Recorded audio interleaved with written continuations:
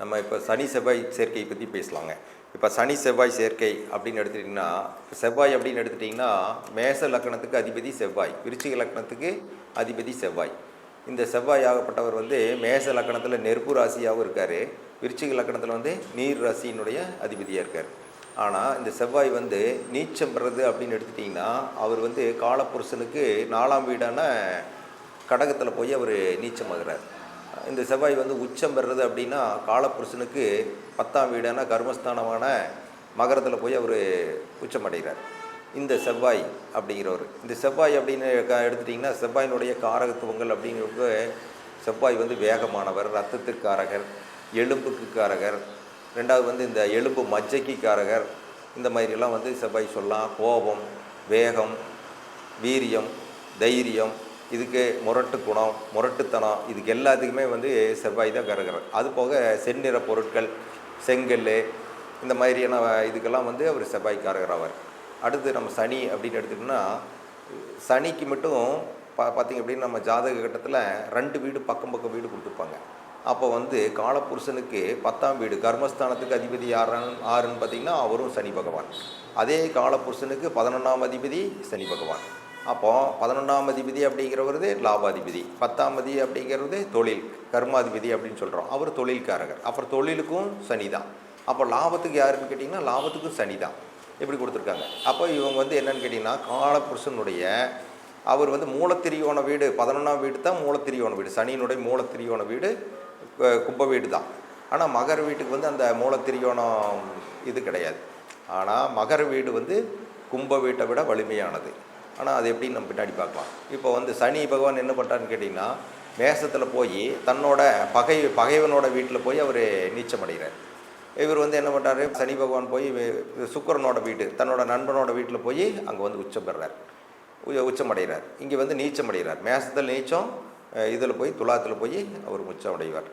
இந்த சனி பகவான் வந்து என்னன்னு கேட்டிங்கன்னா, இவர் ஒரு வருஷம், அதாவது வந்து ஒரு நம்ம ராசி கட்டத்தை 12 பாவத்தையும் சுற்றி வர்றதுக்கு ஏறக்குறைய 27லேருந்து 30 வருடங்களாக வந்து இவர் எடுத்துக்கிறார். ஒரு பாவத்தை 2.5 வருஷம் கிடப்பார். அதனால தான் வந்து ரொம்ப இவரை மந்தன் அப்படின்னு சொல்லுவாங்க. ஆனால் உண்மையாக அதுதானே மந்தன், அவர் வந்து அப்படி இப்படின்னாலும் சொல்கிறாங்க. அதை வந்து அவர் ஊனமானவர், மெதுவாக தான் போகிறார் அப்படின்னு சொல்கிறாங்க.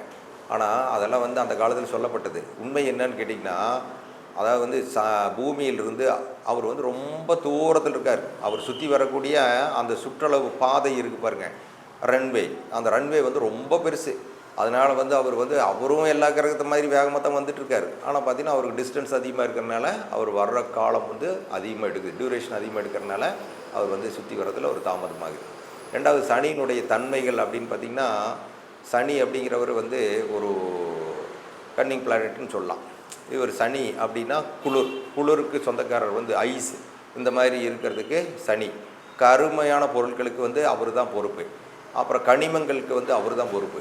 இந்த மாதிரி வந்து சனியை சொல்லலாம். சனி அப்படிங்கிறது ஒரு நம்ம கெட்ட கிரகமாகவே எல்லோரும் பார்த்து பழகிட்டோம். ஆனால் தொழிலுக்கு அவர் தான் காரகராக இருக்கார். அப்போ நமக்கு தொழில் வேணும். தொழிலேன்னு வச்சுக்கலாம், நம்ம வந்து யாருமே இது பண்ண முடியாது, ஜீவிக்க முடியாது. அப்போ ஜீவனக்காரகன் அப்படின்னு கூட அவர் தான் சொல்லியிருக்காங்க.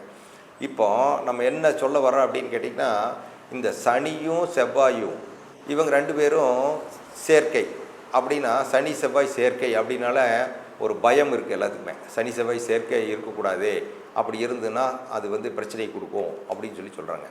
ஆமாம், பிரச்சனையும் கொடுக்கும். அதே டைமில் இந்த சனி செவ்வாய் சேர்க்கை நன்மையும் செய்யுமா அப்படின்னா, ஆமாம் செய்யும், நன்மையும் செய்யும். அப்போ எங்கே நன்மை செய்யும், எங்கே தீமை செய்யும்? ஏன் இவங்க 2 பேரும் பகை கிரகங்கள் ஆகிட்டாங்களே அப்படின்னு சொல்லி. ஆனால் இதுக்குள்ளே ஒரு ஒற்றுமை இருக்குது பாருங்கள். இந்த செவ்வாய் வீட்டில் போய் இந்த சனி நீச்சமடைகிறார், அந்த சனியினுடைய வீட்டில் வந்து அந்த செவ்வாய் வந்து உச்சமடைகிறார். அப்போ இதுக்குள்ளேயே வந்து இவங்க 2 பேர்த்துக்குள்ளே ஒரு இது இருக்குது, ஒற்றுமை இருக்குது. அடுத்தது பார்த்திங்க அப்படின்னா, இந்த செவ்வாய் அப்படிங்கிறவர் ரத்தத்துக்காரகராக இருக்கார். அப்போ ரத்தம் அப்படிங்கும்போது அது இது பண்ணுறார். அந்த செவ்வாய் சனி சேர்க்கை வந்தால் உங்களுக்கு என்ன பண்ணும் அப்படின்னு சொல்லி நான் பார்க்கும்போது ஒரு குழப்பத்தை உருவாக்குவார், ஒரு பிரச்சனையாகும். ஒரு நெருப்பையும் ஒரு நீரையும் சேர்த்துனான்னு வச்சுக்கலாம். அப்போ இதில் யாரோ ஒருத்தர் பாதிக்கப்பட போகிறாங்க. அப்போ நெருப்பு மேலே வந்து இது நீர் படும்போது அப்போ நெருப்பு பாதிக்கப்படும், நெருப்பு அணையும். அதே வந்து ஒரு ஐஸ் இருக்குதுன்னு வச்சுங்களேன், ஐஸ் மேலே வந்து கடுமையான ஒரு வெப்பம் வந்து படும்போது அந்த ஐஸ் உருக ஆரம்பிச்சிடும். இந்த மாதிரி தான் இந்த செவ்வாய் சனியினுடைய ஒருத்தருனால ஒருத்தர் வந்து பாதிக்கப்படுறாங்க. ஆனால் இதனுடைய விளைவு என்னன்னு கேட்டிங்கன்னா, இந்த செவ்வாய் சனி இல்லைன்னா நம்ம தொழில் செய்ய முடியாதுங்க. உலகத்தினுடைய இயக்கத்தினுடைய முக்கிய பங்குதாரர் யாருன்னு சொல்லி கேட்டிங்கன்னா இந்த செவ்வாய் சனி தான். செவ்வாய் சனி தான் என்ஜினியரிங் பொறியியல் துறை அப்படிங்கிறது இதுதான். அப்போ பொறியியல் இல்லாமல் வந்து உலகமே இல்லை சொல்லுவாங்க. முதல்ல வந்து இந்த பொறியியல் அப்படிங்கிறது எங்கே உருவாச்சுன்னு கேட்டால், அந்த விசாக நட்சத்திரத்தில் அந்த மண்பாண்டம் செய்யக்கூடிய குயவர்கள் இயக்கக்கூடிய சக்கரம். அப்போ குயவன் சக்கரம் தான் முதல் இன்ஜினியரிங் உலகத்திலேயே. அப்போ அதை வச்சு தான் பண்ணியிருக்காங்க. அதே மாதிரி அதிலிருந்து தான் இன்றைக்கி நம்ம அப்படி இப்படியே டெவலப் ஆகி இன்றைக்கி எந்தெந்த துறையில் எந்த அளவுக்கு இருக்கிறோம் நமக்கு எல்லாத்துக்குமே தெரியும். இதுக்கு காரணம் என்ஜினியரிங் அப்படின்னு எடுத்துட்டிங்கன்னா செவ்வாய் சனி வந்து ஒரு குறிப்பிட்ட இடங்களில் இருக்கும்போது நல்ல நன்மையான விஷயங்களை செய்கிறார். அப்போது ஒருத்தர் பொறியியல் வந்து நல்ல ஒரு பொறியாளராக இருக்கார் அப்படின்னு சொன்னால் 11ஆம் இடத்துல செவ்வாய் சனி ஒருத்தருக்கு இருந்தான்னா அவர் வந்து அந்த பொறியியல் துறையில் மிகப்பெரிய துபம் பெற்றவர். அவர் வந்து உலக அளவில் வந்து பெரிய லெவலில் இந்த பொறியியலில் வந்து அவர் பிஸ்னஸ் மேனாக இருப்பார். பெரிய மேக்னெட்டாகவே இருப்பார், பிஸ்னஸ் மேக்னெட்டாக இருப்பார். பெரிய இன்ஜினியரிங் எல்லாம் வச்சுருப்பார். இப்போல்லாம் பார்க்குறோம் விண்டு மில் இருக்குது. விண்டு மில்லெல்லாம் பார்த்தீங்கன்னு வச்சுங்களேன், காற்றுல வந்து போட்டு எடுக்கிறாங்க. இன்றைக்கெல்லாம் பார்த்தீங்கன்னா அப்படியே ஒரு டனல் அப்படின்னு வச்சுக்கோங்க, டனலில் வந்து அப்படியே மழையவே ஓட்டை போட்டு உள்ளே அப்படியே ரோடு போடுற அளவுக்கு இன்றைக்கெல்லாம் இருக்குது. இதெல்லாம் பொறியியல் துறையில் இருக்கக்கூடிய மிகப்பெரிய இது. கடலுக்குள்ளே போய் அவ்வளோ பெரிய ஆழ்கடலில் நடுவில் வந்து ஓட்டை பண்ண தண்ணிக்குள்ளே போய் பெரிய பெரிய பில்லர்களெல்லாம் உருவாக்கி மேலே கொண்டுட்டு வந்து அது மேலே பாலம் கட்டி கடலுக்குள்ளே பார்த்திங்கன்னா 35 கிலோமீட்டர் 40 கிலோமீட்டரு இந்த மாதிரியெல்லாம் வந்து 2 வே 4 வே 6 வே ட்ராக்கெல்லாம் கட்டி போயிட்டுருக்கு. இந்த மாதிரியெல்லாம் பண்ணுறது யாரான்னு கேட்டிங்கன்னா இந்த செவ்வாயும் சனியும் தான் பண்ணுறாங்க. அப்போ இந்த செவ்வாய் சனி எல்லா இடத்துக்கும் பாதிப்பு கொடுத்துருவாங்களா அப்படின்னு சொல்லி நம்ம எல்லாம் மோசம்னு சொல்லிட முடியாது. இந்த செவ்வாய் சனி அப்படிங்கிறது பார்த்திங்கன்னா செவ்வாய் சனி நான் எப்படி பண்ணுவாங்க அப்படின்னு எப்படியெல்லாம் நமக்கு நன்மை செய்கிறேன் எந்த விதத்தில் பண்ணுவாங்கன்னா, செவ்வாய் சனி சேர்ந்து இருக்கிறது, செவ்வாய் சனி சமசப்தமாக பார்த்துக்கிட்டு இருக்கிறது, செவ்வாய்க்கு 4ல் சனி இருக்கிறது. அதே மாதிரி செவ்வாய்க்கு சனி 3ஆம் பார்வையாக செவ்வாயே சனி வந்து 3வது இடத்துல இருக்குது. சனிக்கு 3வது இடத்துல லெஃப்ட்லேயோ ரைட்லேயோ செவ்வாய் இருக்கிறது. இப்போ இந்த 4 வகையான இதில் வந்து இவங்க 2 பேரும் இணைவாங்க. அடுத்தது இதில் வந்து செவ்வாயினுடைய சாரத்தில் சனி இருக்கிறது, சனியினுடைய சாரத்தில் செவ்வாய் இருக்கிறது. இப்படி இருந்தாலும் ஒரு இணைவு கிடைக்கும். அதே மாதிரி பார்த்திங்கன்னா செவ்வாயோட வீட்டில் சனி இருக்கிறது, சனியோட வீட்டில் வந்து செவ்வாய் இருக்கிறது.